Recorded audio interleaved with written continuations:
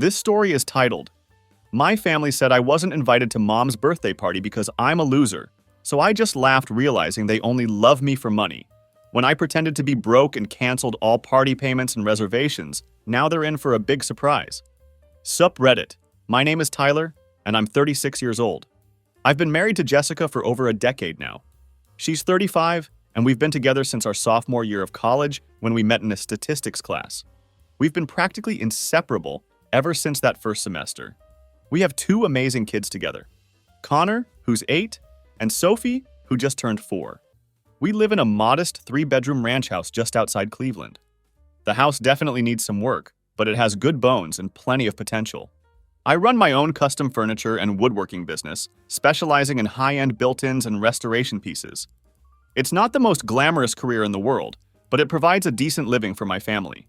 When I first started out, all I had was a beat-up pickup truck and a collection of second-hand tools that I'd slowly accumulated over the years. Through hard work and dedication, I've built something I'm genuinely proud of. Let me give you some background about my family situation, because it's important to understand the dynamics at play here. Growing up, we looked like the perfect suburban family from the outside, the kind you'd see in magazine advertisements or holiday commercials. But the reality underneath that polished exterior was toxic as hell. My father is a real estate developer who made his fortune flipping commercial properties back in the 1990s. He's never let anyone forget about his success, and he tends to measure everyone else's worth by their financial achievements. My older sister Victoria is a corporate attorney who's married to a plastic surgeon. Her husband specializes in mommy makeovers, and his clientele consists almost entirely of wealthy soccer moms who can afford his premium services. My younger sister Ashley works in pharmaceutical sales, drives a company BMW, and lives in a downtown condo that our parents helped her purchase. Growing up, our house felt more like a museum than a home. We had expensive furniture that you couldn't actually sit on, and there was a formal dining room that we only used twice a year for special occasions. My mother was constantly redecorating to keep up with her country club friends, always trying to maintain appearances and stay ahead of the social competition. I was always the black sheep of the family. While my sisters pursued prestigious careers and expensive lifestyles, I chose to work with my hands instead of chasing after some fancy degree that would impress people at dinner parties. Don't get me wrong, I did go to college and earned a business degree. But during a summer construction job, I discovered that I genuinely loved building things and creating something tangible with my own hands. My parents never forgave me for choosing what they considered a blue-collar path instead of following their predetermined plan for my life. At family gatherings, the dynamics were always painfully clear. My parents would introduce my sisters with their full job titles and lengthy lists of accomplishments, going into detail about their salaries and achievements. Then they'd just gesture vaguely in my direction and say, "That's Tyler, he's in woodworking," as if it was some temporary phase I was going through rather than a legitimate career choice. This continued even after I turned 36 years old and had clearly established myself in my field. Everything came crashing down on what seemed like a perfectly normal Thursday morning back in March. I had just finished dropping the kids off at school when Connor realized he'd forgotten his art project at home. As usual, this meant we had to turn around and go back to get it, which made us late for everything else. After finally getting Connor sorted out, I decided to stop at this local bakery I really like before heading to my work site for the day. I had a library renovation job scheduled for a doctor's family, the kind of detailed restoration work that I'd become known for in the area. While standing in line at the bakery, I was scrolling through my phone and checking supply orders when it suddenly buzzed with a notification. The message was from our family group chat, which was titled Mom's Birthday, and was flashing on my screen. For context, my mother's birthday is treated like a major holiday in our family. She expects a full weekend celebration with expensive gifts and elaborate arrangements. Last year, my sister Victoria took her to some luxury spa retreat in Arizona that cost more than my first truck. I usually try to do something thoughtful for her birthday, though I obviously can't compete financially with my sisters. The previous year, I had spent weeks restoring an antique jewelry box that she'd mentioned wanting fixed. She thanked me politely when I gave it to her, but then it just disappeared into her closet somewhere and was never mentioned again. When I opened the chat, I was expecting the usual chaos about cake flavors or outfit coordination. Yes, they actually coordinate their outfits for family events. Instead, I saw a message from my father that made my blood run cold. It simply read, "Don't come to Mom's birthday party. The whole family doesn't want you there." You're a loser. I just stared at my phone screen in complete shock. There were no emojis, no cushioning language, no explanation. Just this bomb dropped right in the middle of our family chat. The bakery worker had to call my name twice before I snapped out of it and realized I was holding up the line. After the initial gut punch wore off, I actually found myself smiling. Not because the situation was funny in any way, but because the mask had finally come off. For years, they'd been looking down their noses at me while maintaining a thin veneer of family politeness. There had been constant tension at family dinners where they'd casually discuss their BMWs and vacation homes while giving me pitying looks. They'd roll their eyes whenever I tried to explain the complexity involved in matching century-old woodwork and historic restoration projects, treating me like I was some kind of handyman instead of a skilled craftsman who took pride in his work. I remembered the Christmas when my father had handed out bonus checks to my sisters for their hard work throughout the year, but gave me a Home Depot gift card worth exactly $100. Even worse was how they consistently treated Jessica. She's an elementary school teacher, a profession that requires a college degree and genuine skill, but they treated her like she was hired help. They were always asking her to watch other people's kids during family functions or help out in the kitchen while my sisters lounged around and socialized. This message was pure, unfiltered truth about how they really felt about me. I scrolled up through the chat history, looking for anything that might have led to this outburst, but there was nothing.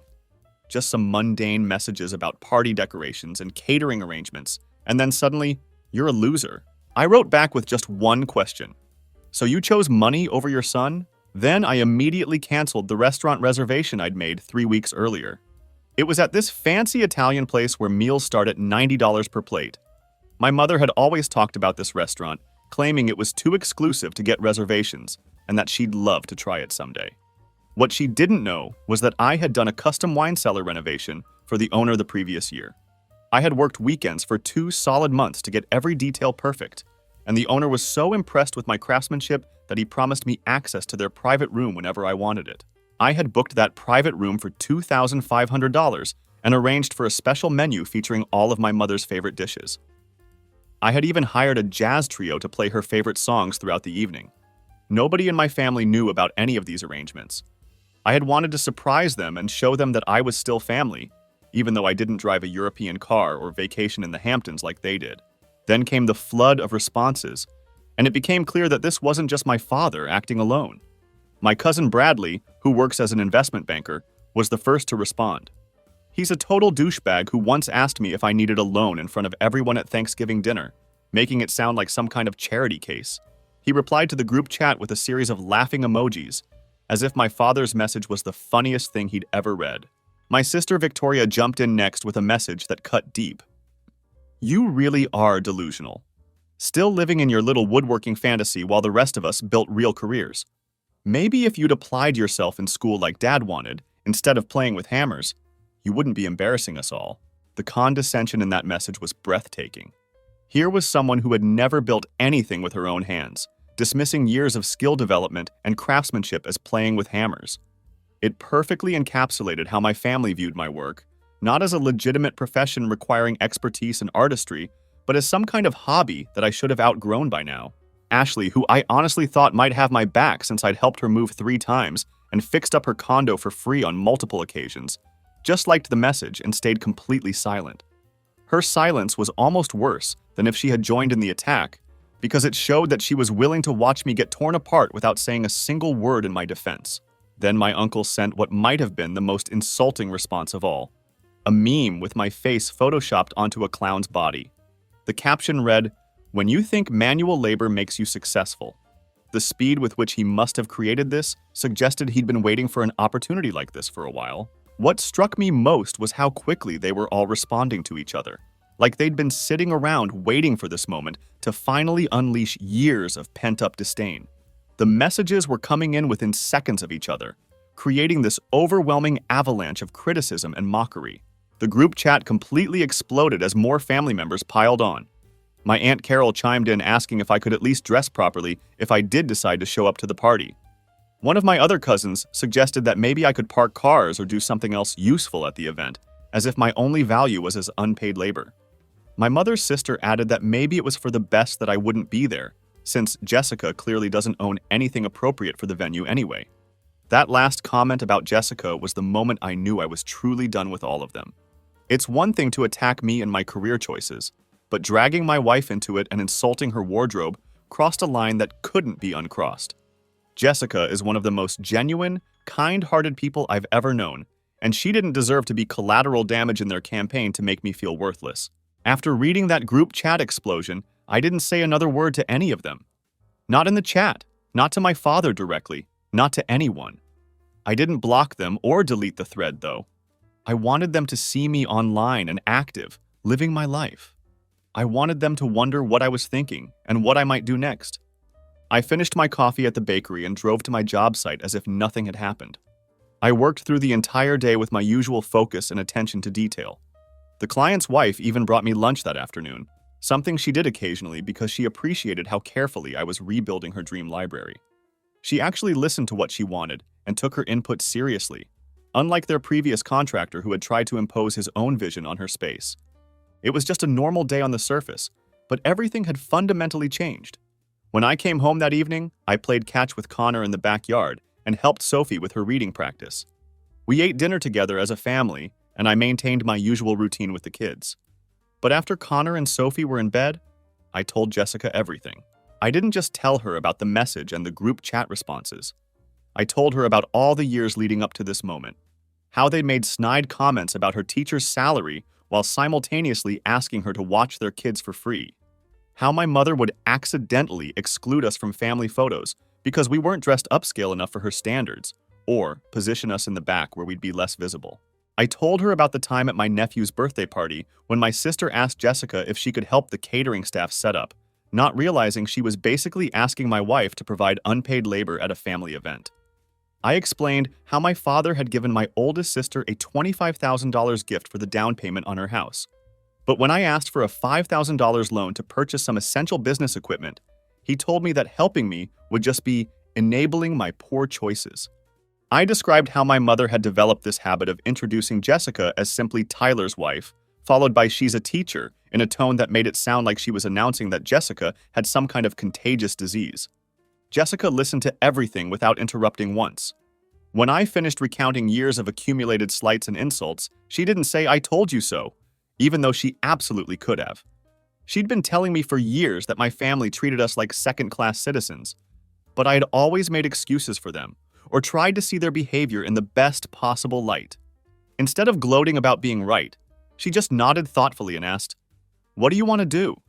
That moment right there was when I realized what I actually had in my life. Most people in my family would never have someone who had their back unconditionally, no matter what happened.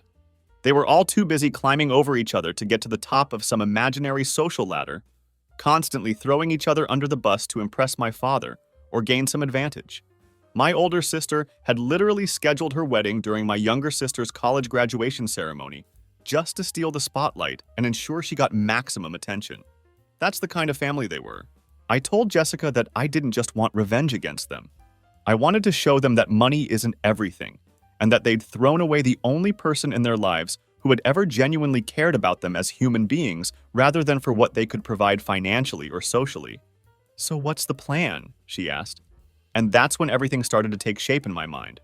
First, I contacted my buddy Mason, who runs a digital marketing agency. We had played football together in high school and stayed in touch over the years. The previous year, I'd renovated his basement into an incredible home office, doing the work at cost because he was between jobs at the time and money was tight. I asked him to help me build a proper website for my woodworking business. Not just a basic landing page with my phone number, but a comprehensive portfolio showcasing the high-end work I'd been quietly doing for years. Here's what my family had never bothered to find out. I had developed a serious reputation among architects and interior designers for detail work that nobody else in the area could match. Those hammer and nail skills they constantly mocked had led to me getting referrals for some of the most expensive homes in the region.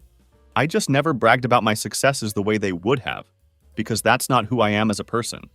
Mason built me a website that showcased stunning before and after photos of my best projects, along with detailed testimonials from clients. Some of these clients had names that even my status-obsessed family would recognize and be impressed by.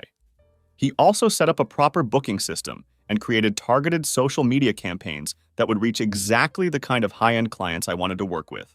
Within just 2 weeks of launching this new marketing approach, I had customers with 7-figure homes messaging me directly through Instagram. My business revenue tripled compared to the previous year, and I was on track to earn nearly 3 times my usual annual income. Next, I called my cousin Marcus. Not one of the cousins from the group chat, but someone who had left the family politics behind years ago.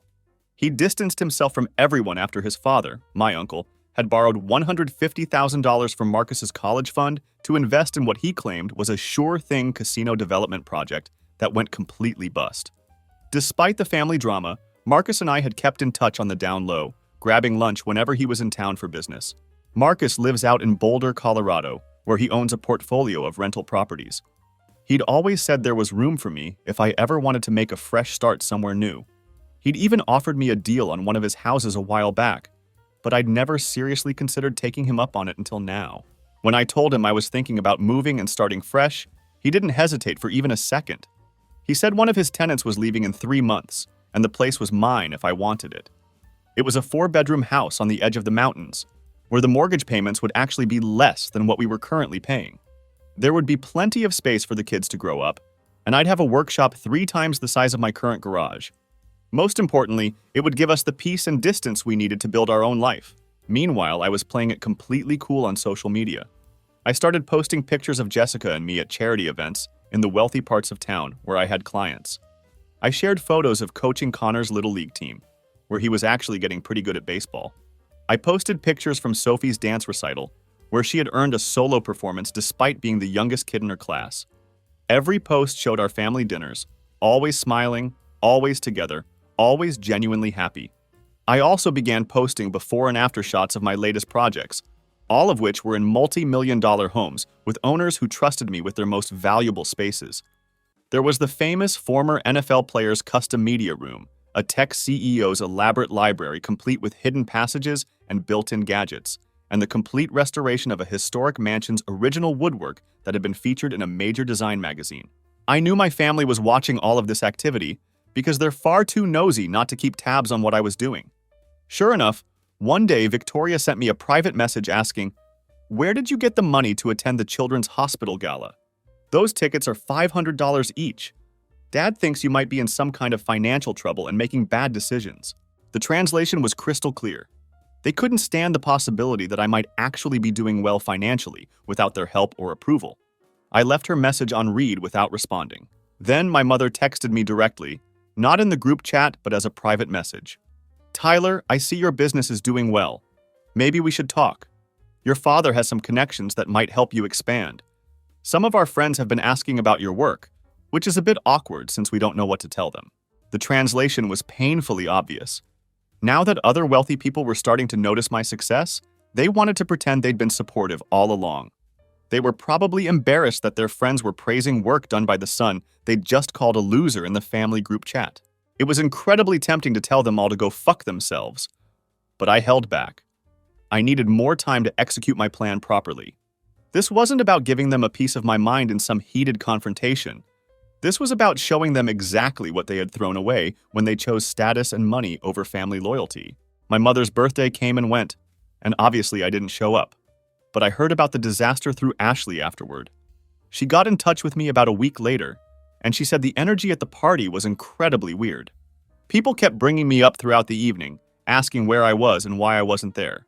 My father had apparently been telling everyone beforehand that I would probably have some kind of meltdown and cause a scene. So when I didn't show up at all, he looked like a complete asshole for having set that expectation. Ashley also mentioned that the party ended up being held at some mediocre steakhouse because my father claimed that the reservation he had made at Somewhere Special had fallen through at the last minute. When I heard that detail, I nearly spit out my coffee. The $2,500 deposit I had lost on that Italian restaurant was worth every single penny, just to imagine their faces when they ended up at what was probably an Outback Steakhouse or some similar chain restaurant. According to Ashley, my mother kept checking her phone constantly throughout the entire evening. She barely touched her food and seemed distracted and upset, despite everyone's efforts to keep the celebration upbeat. Good. I wanted that reality to sink in for her. I wanted her to realize that her actions had consequences. 2 weeks after my mother's birthday, The silence finally broke in a way that was almost comically predictable. I hadn't texted anyone in the family, but I also hadn't blocked them either. I wanted them to see me online and active, living my life normally while completely ignoring their existence. I wanted them to wonder what I was thinking and what my next move might be. Then my father texted me, "Your mother's been crying. You've made your point. Enough is enough. We have the Petersons charity auction next week, and people are asking about you. It's embarrassing." There was no apology in that message, no acknowledgement of what he had done wrong, and certainly no ownership of the pain he had caused. His only concern was about their social image and how my absence was affecting their standing in the community. That line about, "You've made your point," was probably the most tone-deaf thing I'd ever read. He thought this was all about me trying to prove something to them, and he still didn't understand that I was simply done with their toxicity. I didn't reply to his message, not even with a single word or emoji. I let it sit there, unread and unanswered. 3 days later, Ashley texted asking if we could meet up, just the two of us with no pressure or agenda. I waited a few hours before agreeing, partly to make her sweat, and partly because I genuinely needed time to think about whether I wanted to engage with any of them at all. We agreed to meet at a small coffee shop on the south side of town, the kind of place where none of our family ever went because it wasn't exclusive or upscale enough for their standards. They didn't serve avocado toast or whatever trendy nonsense my family typically ordered. I arrived early and chose a table by the window where I could watch the street. Ashley showed up about 10 minutes late, and I barely recognized her at first. She wasn't wearing any makeup, and her hair was pulled back in a messy bun. She looked nothing like her usual polished, professional self. More than that, she looked exhausted. Not physically tired, but emotionally drained in a way that I immediately recognized. The first words out of her mouth were, "You were right, Tyler." I didn't say anything in response. I just sat there and let her talk, curious to see what she would reveal about what had been happening behind the scenes since I'd stopped communicating with them. Ashley started telling me about what had really happened at the birthday party, and it was even worse than I had imagined. According to her, it hadn't been fun at all. My mother had spent the entire night putting on this fake, happy performance, clinking glasses and laughing way too loudly at jokes that weren't particularly funny. Meanwhile, my father had paced around the restaurant constantly checking his phone, obviously expecting me to show up at some point with a grand apology or dramatic gesture. Victoria had spent the whole evening humble bragging about her husband's new partnership at his surgical practice, which was apparently worth somewhere in the mid-seven figures. She even had the audacity to tell people that I couldn't attend because I was having financial difficulties, and that the family was trying to respect my privacy during this challenging time. This was coming from the same woman who had once asked me to custom build her bathroom vanity for free as a family favor while wearing a watch that cost more than my truck. Ashley said the worst part came when my mother started opening her gifts. There were the usual expensive items, designer handbags, jewelry, spa vouchers, all the material things that my family equated with love and affection. But then, she got to a small box from our Aunt May, who's honestly the only decent person in the extended family besides Marcus. Inside was a handmade photo frame containing a picture of my mother with all three of us kids from when we were young. My mother took one look at that photo and burst into tears. She had to leave the table completely and didn't come back for over 20 minutes. When my father finally followed her out to check on her, he returned alone, claiming she had developed a sudden migraine. But Ashley said she kept asking about the Italian restaurant throughout the evening, like she somehow knew there was supposed to be a reservation there. My father kept insisting he didn't know what she was talking about, but she wouldn't let the subject drop. Then Ashley told me something that completely shocked me. After I had left the family group chat and stopped communicating with everyone, people had started talking, really talking, about what had happened. Cousins I hadn't spoken to in years were asking what had gone wrong and why everyone was laughing at me one minute, and then acting like I had disappeared the next. Bradley, the investment banker cousin who had sent those laughing emojis, actually messaged Ashley privately to admit that the clown meme was shitty behavior. He said he had just gotten caught up in the group mentality like a sheep, but that at least he was owning up to it now. Even my Uncle Ron, who's the only other person in the family who works with his hands as a hobby, remembered when I had fixed his garage door during a storm 2 summers ago when a tree fell on it. I had showed up without being asked and stayed until it was completely repaired, never asking for anything in return. He told Ashley that nobody else in the family would have done something like that. They would have called a service company and then sent him the bill. Remember when Victoria's basement flooded last year and you showed up at midnight with pumps and stayed until 4 a.m. getting all the water out? Ashley asked me. She told people at the party that some guy she hired had taken care of it. She didn't even admit it was you who saved her house. Then Ashley said something that hit me harder than anything else. Mom said you were the one who always needed help. But now that you're gone, everyone realizes you were the one who always gave help. You're the only one who ever actually shows up when someone needs something, not just when there's something to gain from the situation. That observation really struck me, not because I needed recognition or praise, but because I hadn't fully realized how much I had been giving to people who never gave anything back. I had been operating under this assumption that family meant showing up for each other unconditionally, but I was apparently the only one who believed that. Ashley went quiet for a moment, stirring her coffee and avoiding eye contact. When she finally looked up at me, she didn't ask me to come back or try to defend anyone's behavior. She just looked directly into my eyes and said, "They only loved you when you were useful to them." She continued, "Dad's been calling around to all your old clients, trying to find out who you're working for now and how much money you're making. And Mom's been showing people your Instagram posts of the luxury homes you've renovated, like suddenly she's proud of your work. It's disgusting to watch. You know what Dad said at dinner last week?" she asked rhetorically. He said, "Tyler is finally learning how to make connections with the right people. Took him long enough to listen to me. Like your success is somehow because of his advice, not in spite of everything he's done to undermine you." That's when everything clicked into place for me. I wasn't the problem in this family dynamic, and I never had been. I was just the easiest person to blame when their system of values started breaking down. They had built their entire version of family relationships on status, money, and appearances. The second I stepped outside of that mold, but started succeeding on my own terms, they couldn't handle it because it exposed how shallow their priorities really were. When I left that coffee shop, I didn't feel angry or vindicated. I felt something much more powerful.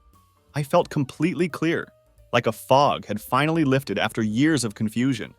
After talking to Ashley, I didn't go home feeling enraged or needing to vent to someone about what I had learned. I didn't type out some long message that I would never send, and I didn't call anyone to process what had happened.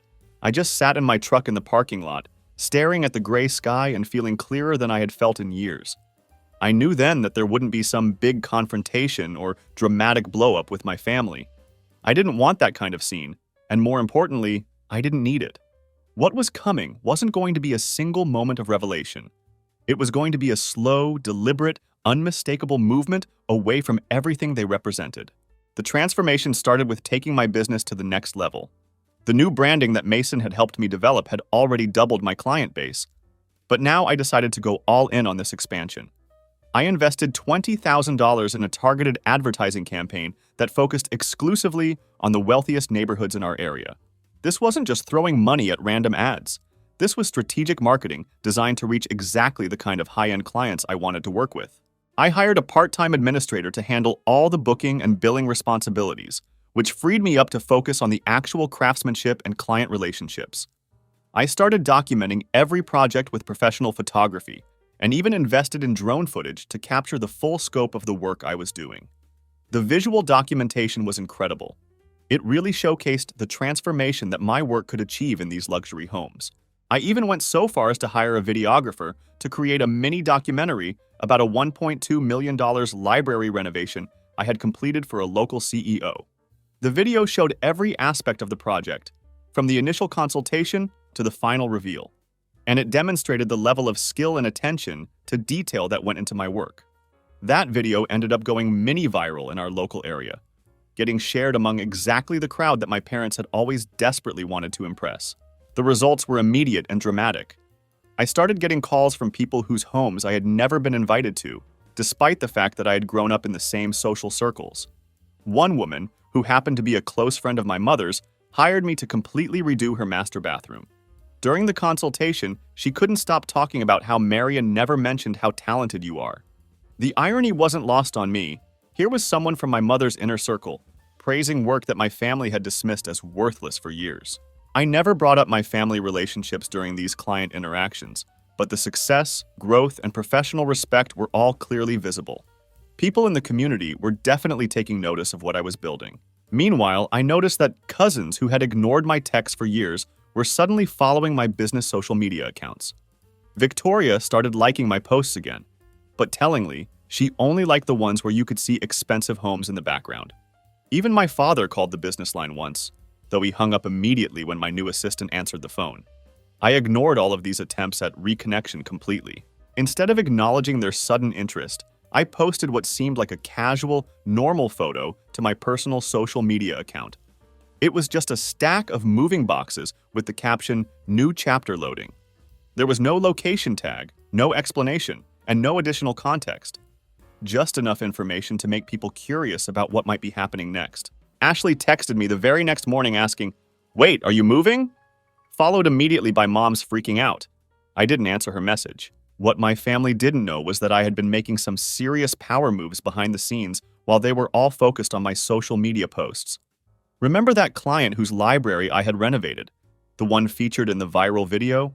He had been so impressed with the quality of my work and my business acumen that he offered me an incredible partnership opportunity. He was willing to provide $500,000 in funding for me to expand my business into high-end home automation integration. We're talking about whole house smart systems for multi-million-dollar properties. The kind of cutting-edge technology that wealthy homeowners were willing to pay premium prices to have installed by someone they trusted. In exchange for his investment, he would receive a 25% stake in this new division of my company. After careful consideration, I accepted his offer and signed all the paperwork on a Thursday afternoon. I didn't tell a single soul about this major business development except for Jessica. The partnership was going to change everything for us financially and professionally. My new business partner David also happened to have connections in Boulder, Colorado, and it turned out that the area was becoming a hotspot for wealthy remote workers who were looking for custom smart homes in beautiful natural settings. The business plan was absolutely perfect. Expand the company to Colorado, build a new life away from all the toxic family dynamics, and actually enjoy watching our kids grow up without the constant judgment and criticism. Meanwhile, Jessica and I spent our evenings quietly sorting through our belongings, selling furniture online, and packing up our life in Ohio. We donated about half of our furniture to local charities and sold the rest through various online platforms. Connor and Sophie helped pack their toys and belongings, and we let them draw pictures and write their names on the moving boxes, which made the whole process feel like an adventure rather than something sad. The kids handled everything with the kind of resilience that children naturally have. They don't grieve changes the way adults do. They don't focus on what's being left behind, but instead get excited about what's ahead of them. Every so often during this process, Jessica would ask me, "Are you scared about all of this?" Every single time I would give her the same answer. I've never been more certain of anything in my life. The house in Boulder was going to be ready for us in 6 weeks. Marcus sent me photos throughout the preparation process. Fresh paint, polished hardwood floors, and a backyard with a maple tree that was big enough for a tire swing. The workshop space was 3 times the size of my current garage, and the whole property offered everything I never knew I wanted. Quiet surroundings, green space, and wide-open possibilities. Most importantly, there would be no one around to tell me who I had to be or what I should want from life. The week before our scheduled move, I decided to open the family group chat one last time to see what had been happening in my absence. The messages had returned to their usual pattern of superficial updates and materialistic bragging. There were photos of Victoria's husband's brand new Porsche, detailed discussions about my mother's elaborate plans for her summer trip to the Hamptons, and restaurant links to places with $200 tasting menus that they were all excited to try. What struck me most was that my name hadn't been mentioned even once in the past several weeks. It was as if I had never existed at all, like I had been completely erased from their family narrative. They had moved on with their lives of conspicuous consumption and status competitions, apparently unbothered by my absence. I didn't post anything in the chat or make any dramatic announcements. I simply and quietly left the group conversation. That small action turned out to be the beginning of a real avalanche of consequences. Ashley was the first to notice and called me immediately, but I let it go straight to voicemail. Then the text messages started flooding in from multiple family members. Victoria wrote, "What's going on? Mom says you're selling your house." My mother sent a longer message. "We heard you're moving. Can we talk before you leave? Your father has some business contacts in commercial renovation that he thinks might interest you." Even in her attempt to reconnect, she was still making it all about money and business connections. It was never about me as a person or about repairing our damaged relationship. It was always about what financial opportunities they could dangle in front of me to maintain control. I didn't respond to any of these messages. I just let them sit there, unanswered and unacknowledged. My father texted again with his predictably self-centered response. You're overreacting. Enough is enough. I heard about your new partnership with James Miller. Why didn't you come to me first? I could have gotten you a better deal. 25% is highway robbery. You're leaving money on the table because you're too stubborn to take advice. The fact that he somehow knew about my partnership with David was both shocking and infuriating. I hadn't told anyone except Jessica about this business development, which meant they had been actively digging into my professional life, probably calling around to mutual acquaintances and trying to piece together information about how I was suddenly succeeding without their help or approval. Even more telling was that there was still no apology in his message, and he was still using the same condescending tone he'd always used with me. He was acting like I owed him something, like the years I had spent trying to earn their love and respect didn't matter at all. The second I stopped trying to please them, they somehow felt entitled to know about my business decisions and critique my choices. But my family weren't the only ones who had been watching my transformation. Something interesting was happening behind the scenes that I was only beginning to understand. My aunt, who hadn't spoken to me in years, sent me a handwritten note thanking me for helping her neighbor fix his roof 2 summers ago when a tree had fallen on it during a severe storm. I barely remembered doing that favor. It had just seemed like the right thing to do when I saw someone in need. Her note ended with a line that really stuck with me. You always show up when people need you, not just when there's something in it for you. Then I received another unexpected message from Bradley, my investment banker cousin, who had sent those cruel laughing emojis in the group chat. This time he sent a much longer message where he actually admitted that the meme was cruel and unnecessary. He said he had gotten caught up in the group energy and behaved like a sheep, but that he was genuinely sorry for participating in the pile-on. He also mentioned that his own marriage was falling apart because his wife was leaving him for someone who actually cared about her as a person, not just as a status symbol. He said he respected what I was doing with my life and wished he had the courage to cut ties with toxic influences too. The most surprising message came from my sister Victoria's husband, of all people. We had never been particularly close. He had always treated me like I was hired help whenever I came over to fix things around their house. But he sent me a long text about how he had never seen anyone successfully stand up to my father before. He admitted that he was suffocating under the weight of family expectations and that he sometimes wished he had chosen a different path in life. It was bizarre coming from someone who seemed to embody everything my family valued: wealth, status, and professional prestige. I read all of these messages twice, then archived them without responding. I didn't need apologies or validation anymore. What I needed was distance and the freedom to build something better. The night before our move, my phone exploded with calls from my parents. I let every single one go to voicemail. My father's message was predictably self-centered. This is ridiculous, Tyler. You can't just move across the country without discussing it with the family. What about your mother's feelings? What about your responsibilities here? Who's going to take care of things when something breaks around the house? This is just selfish. Even in what should have been an emotional plea, he was still thinking about what I could do for them rather than what they had done to me. His main concern seemed to be who would provide free handyman services now that I was leaving. My mother's voicemail was worse in a different way. It was tearful and manipulative. Tyler, please call me back. I don't understand what's happening. We've always supported you, even when you chose that career path. We just want what's best for you. Please don't do this to me. I'm your mother. The audacity of that message was absolutely astounding. Even after everything that had happened, they still somehow saw themselves as the victims in this situation. They had somehow convinced themselves that calling me a loser and telling me not to come to family events constituted support. The move was officially set for Friday morning. We had rented a large moving truck and planned to load it ourselves with help from a few close friends who had volunteered their time. I made the deliberate decision not to say a single word about our departure to anyone in my family. There would be no tearful goodbyes, no forwarding addresses shared, and no last-minute attempts at reconciliation. We were simply going to disappear from their lives completely. But I did decide to leave one final breadcrumb for them to discover. 3 days before the scheduled move, I officially incorporated my business in Colorado and filed all the necessary paperwork with the state.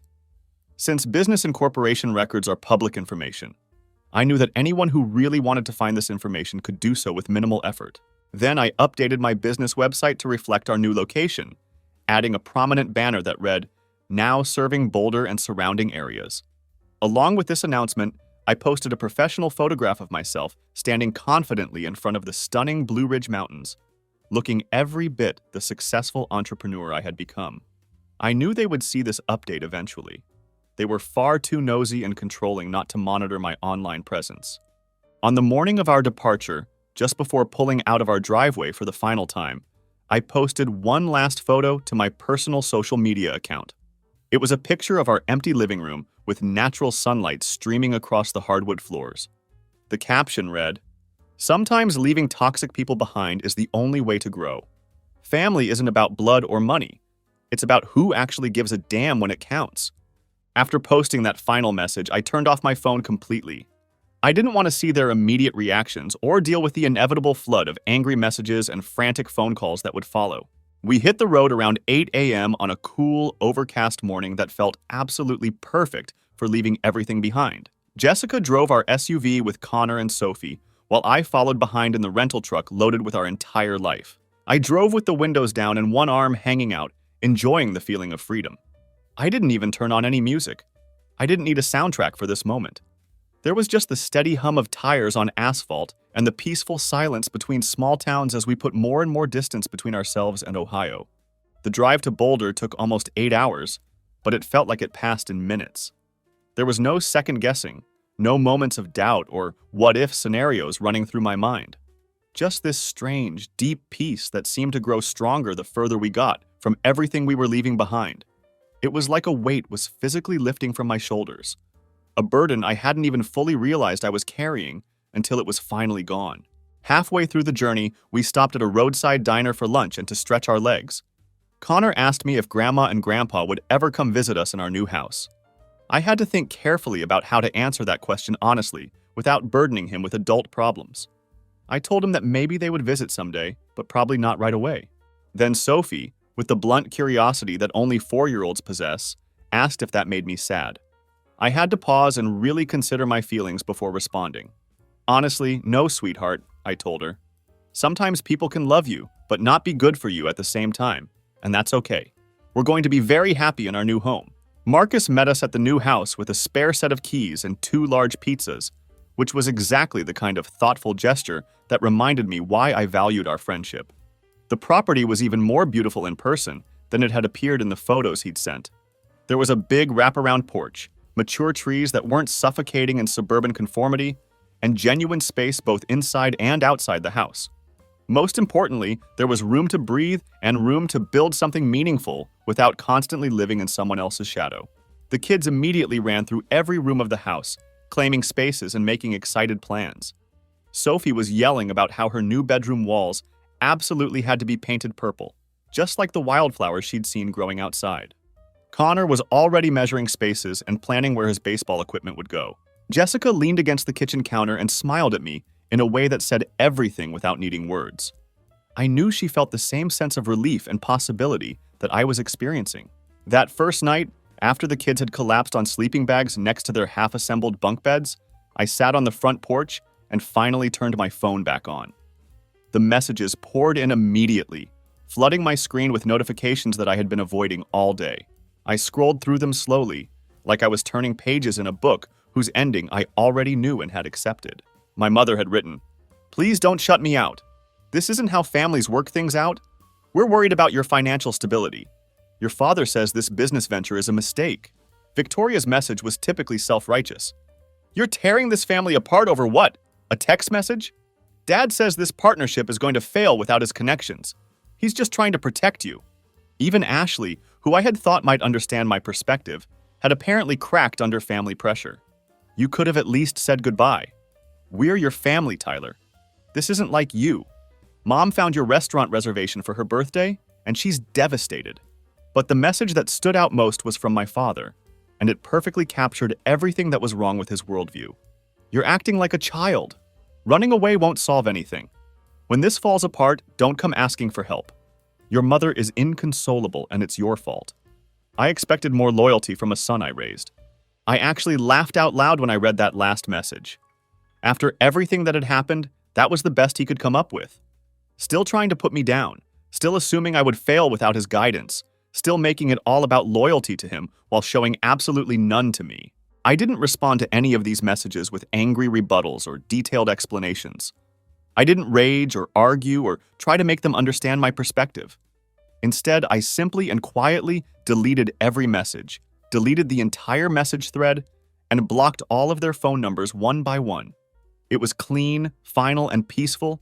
No dramatic goodbye speech, no bitter confrontation, just gone. We spent the next week completely focused on settling into our new life in Boulder. The business transition went more smoothly than I had dared to hope. I already had new clients lined up, new licensing completed for Colorado, and several promising projects on the horizon thanks to Marcus's connections and my growing online reputation. The home automation side of the business was particularly exciting. I set up a professional showroom space downtown with interactive demo stations where potential clients could actually see and experience what we could do for their homes. Jessica took a position at a prestigious private school that actually paid her what she was worth and treated her with the professional respect she deserved. She started planting a small garden in our backyard, something she'd always wanted to do, but never had the space or time for in Ohio. Connor and Sophie adapted to their new environment with the remarkable resilience that children naturally possess. They made friends with kids on our street within just a few days of arriving. We quickly discovered that our new neighbors were genuinely welcoming people who invited us to community cookouts and neighborhood gatherings without caring about what cars we drove or what brands we wore. It wasn't some kind of instant magical transformation, but it felt authentically ours in a way that our old life never had. No one in Boulder cared about my last name or who my parents were or what my family's social status had been. They simply knew me as Tyler, the guy who built amazing custom pieces and played catch with his son in the backyard every evening. Then something strange started happening back in Ohio. I began receiving messages from old friends and acquaintances who had witnessed the aftermath of my departure. "Hey, your mom was crying at the country club lunch yesterday, saying you cut off the whole family." "What happened?" one friend wrote. Another said, "Your sister posted this long thing on Facebook about forgiveness and family loyalty. Are you okay, dude?" The most telling message came from someone who had observed my father's behavior directly. "Your dad is telling everyone you had some kind of breakdown after a business failure. He's offering to help anyone who knows where you are. It's really weird, man." That last message revealed their strategy perfectly. Since they couldn't admit the truth about what had happened, that they had treated me terribly and I had simply walked away, they were creating a narrative where I was the one who had lost control. In their version of events, I had failed professionally and emotionally, and they were the concerned family members trying to help their troubled son. But I hadn't lost anything meaningful. I had finally found peace and genuine happiness. Nothing they could say, no rumor they could spread, and no lie they could tell could take away what I had built.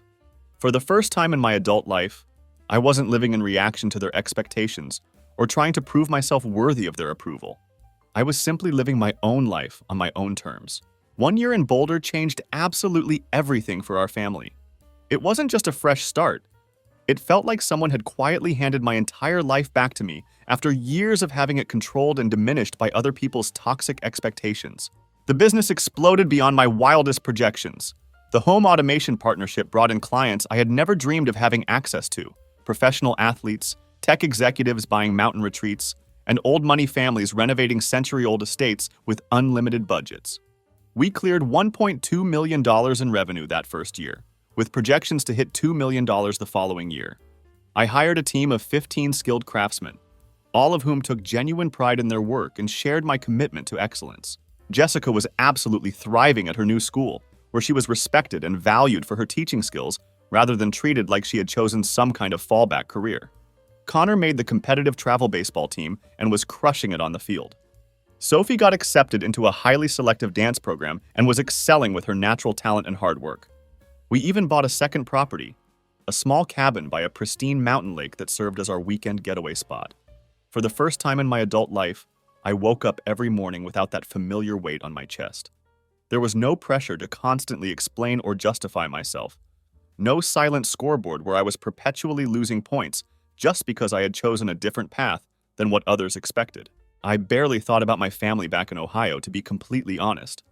They felt like they belonged to an entirely different life, like characters from a book I had finished reading and put back on the shelf. Occasionally, I would hear updates through mutual friends. Someone would mention that my dad was telling people I had gotten lucky with a business connection, or that my mom had been asking around about Boulder real estate prices. I ignored all of it completely. People like my family don't fundamentally change their character. They just change their tactics when the old ones stop working. I had learned that lesson thoroughly and wasn't interested in giving them any more opportunities to disappoint me. Then came the bomb I never saw coming, delivered on what seemed like just another ordinary Thursday morning in October. I received a voicemail from Victoria, and something in her voice immediately caught my attention. Her usually confident tone sounded tight and controlled, but with an unmistakable undercurrent of panic running underneath. According to her message, my father's real estate company had completely collapsed. The market had turned against him, several major investments had failed simultaneously, and worst of all, there was an active SEC investigation into serious accounting irregularities within his business. It turned out that my father had been cutting corners and bending rules for years, misrepresenting properties to investors, and playing fast and loose with other people's money in ways that finally caught up with him. The consequences had been swift and devastating. They'd had to sell the family house, the vacation property, all the luxury cars, everything. My mother's precious country club membership was gone. Victoria's husband had apparently been struggling with his own problems too. A major malpractice lawsuit had cost him his partnership position at the surgical practice, and they were downsizing temporarily while they figured out their next steps. But here was the part that made me laugh so hard I nearly crashed my truck. My parents were moving to Boulder to downsize and be closer to family. The fucking audacity was absolutely breathtaking. After everything they had done, after calling me a loser and telling me I wasn't welcome at family events, they were now planning to move to my city and expect me to welcome them with open arms. I didn't call Victoria back. Instead, I played her voicemail twice, then saved it for posterity. The irony was so thick you could cut it with a knife, but I didn't even bother mentioning any of this to Jessica initially. I just went about my day as if nothing had happened. 2 weeks later, another message arrived, this time directly from my father himself. His voice sounded completely different from the confident, condescending tone I remembered from our last interactions. He sounded old, defeated, and genuinely desperate. According to his message, they were now living in a small condo on the outskirts of Boulder. Not in the nice part of town, but in one of the more affordable areas where retirees and people on fixed incomes typically ended up.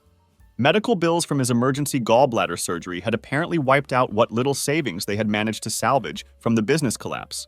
My mother was actively looking for work. But at her age and with her limited work experience, finding decent employment was proving to be extremely difficult. In his voicemail, my father actually asked if I could find it in my heart to help them out. He wondered if maybe there might be a job for my mother at my office doing administrative work, or if I needed some contractor work done and could hire him as a consultant. I had to pause and really let that sink in. This was the same man who had called me a loser and told me that woodworking wasn't a real career. He was now asking me for a woodworking job. The man who had spent decades dismissing my skills and treating my profession as if it was beneath his family's standards was now literally begging me to give him work in that same field. I saved that voicemail too, but I didn't return his call. Then came a text message from my mother that was even more pathetic. "Tyler, please, we're family. We've lost everything. Your father's too proud to beg, but I'm not. We need help.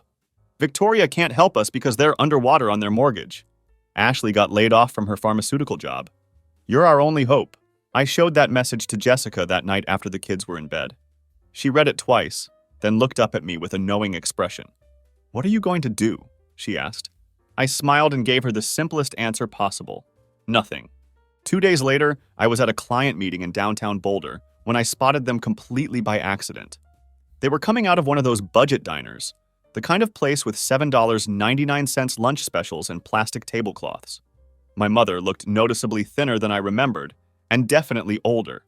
Her expensive designer clothes had been replaced by basic, off-the-rack items that looked like they came from discount retailers. My father walked with a slight stoop now, his characteristic arrogance physically deflated along with his financial status. They didn't see me standing across the street, so I had a moment to observe them without being noticed. I watched as they climbed into a used Hyundai sedan, a far cry from my father's usual Mercedes-Benz. For just a split second, I felt a twinge of something. It wasn't exactly guilt, and it wasn't quite pity either. It was more like recognition of how dramatically far they had fallen from their previous heights. That weekend, I got a call from an unknown number that turned out to be Ashley. She was in town staying with our parents temporarily and asked if we could meet to talk. I agreed to meet her at a coffee shop, curious to hear what she might have to say. When Ashley arrived, she looked absolutely exhausted, not just physically tired, but emotionally drained in a way that was immediately apparent. "It's bad, Tyler. Really, really bad," she began. "The SEC investigation found evidence that Dad was cooking the books for years. He's not going to jail because of his age and some legal technicalities, but the fines and restitution took absolutely everything they had." She continued, "They're living on Social Security payments and what little Mom makes working retail at the mall. Victoria's husband lost his entire medical practice in that malpractice suit, and she's got her hands full just trying to keep her own family afloat. I got laid off 3 months ago and I'm barely making ends meet with freelance work. You're literally the only one in the family who's doing well." I sipped my coffee and waited for her to get to the point. "They need help, Tyler. Your help," she said directly. "Victoria can't provide any financial assistance because she's got her own serious problems. I'm in no position to help anyone. You're the only family member who has the resources and stability to make a difference in their situation." I looked at her for a long moment before responding. "Tell me something, Ashley. When Dad texted me that I was a loser and shouldn't come to Mom's birthday party, and when all of you laughed and sent those cruel memes, where exactly was this family loyalty you're talking about now?" She had the decency to look genuinely ashamed. "We were wrong, Tyler, so completely wrong about everything. But they're old now, and they literally have nothing left." I leaned forward and spoke clearly. "Do you know what I realized during this past year? That all my life I've been the family's emergency fund. I was the handyman, the emotional support system, the person everyone called when they needed something fixed or handled. But I was never treated as the success story or worthy of genuine respect. Not until I walked away completely and built something they couldn't take credit for or control." Ashley looked uncomfortable but pressed on. "So you're just going to leave them with nothing? Just out of spite?" The next day, I made a decision that I felt good about. One that maintained my boundaries while still showing I wasn't completely heartless. I sent a brief text message to my mother. "There's a small 2-bedroom house for rent on Maple Street. $1,100 per month. The landlord is expecting your call. First month's rent is paid. That's all you get from me." I didn't wait around to see her response or engage in any follow-up conversation. Immediately after sending that message, I blocked her number and moved on with my day. 2 weeks later, Marcus mentioned to me in passing that he'd seen them around town and they had indeed taken the rental house. It was small and basic, but it was clean and located in a safe neighborhood. It wasn't anywhere close to the luxury lifestyle they had grown accustomed to over the years, and it certainly wasn't even comparable to the comfortable life that Jessica and I had built for ourselves. But it was significantly better than they deserved, considering how they had treated me throughout my entire adult life. I never drove by to see the house, never called to check on them, never reached out in any way whatsoever. They had made their choice years ago to value money and social status over me as a person. They had made me feel worthless and inadequate because I valued different things than they did. Now they found themselves with neither the money nor the status they had prized so highly, while I had managed to achieve both financial success and genuine happiness. Most importantly, I had gained the one thing they had never possessed: authentic contentment with my life and relationships. Last week, I was dropping Connor off at baseball practice when I happened to see my father sitting alone on a bench at the edge of the park. He looked old and diminished in a way that was almost shocking. When he saw me across the parking lot, our eyes met for just a moment. For a brief second, I thought he might actually approach me and possibly offer the apology that I had once desperately wanted to hear from him. Instead, he just stared at me for a few seconds, then looked down at his hands and stayed seated on that bench. I walked Connor over to the baseball field, gave him a big hug, and told him that I loved him and was proud of him no matter what he did in life. As I walked back toward my truck, I passed close enough to my father's bench that I would have been able to hear him if he had chosen to speak. He didn't say a word. He just kept staring down at his hands. The same hands that had typed that cruel message calling me a loser. The same hands that had pushed me away from my own family. The same hands that had only ever measured a man's worth by his bank account balance. Standing there in that moment, I realized that I didn't feel angry anymore. I didn't feel vindicated or victorious either. I just felt completely and utterly free. They were still trapped in their prison of pride and materialism, even now when they didn't have any material wealth left to cling to. Meanwhile, I was still the same person I had always been. Someone who worked with his hands. Someone who showed up when people needed help. someone who valued family relationships and genuine human connection.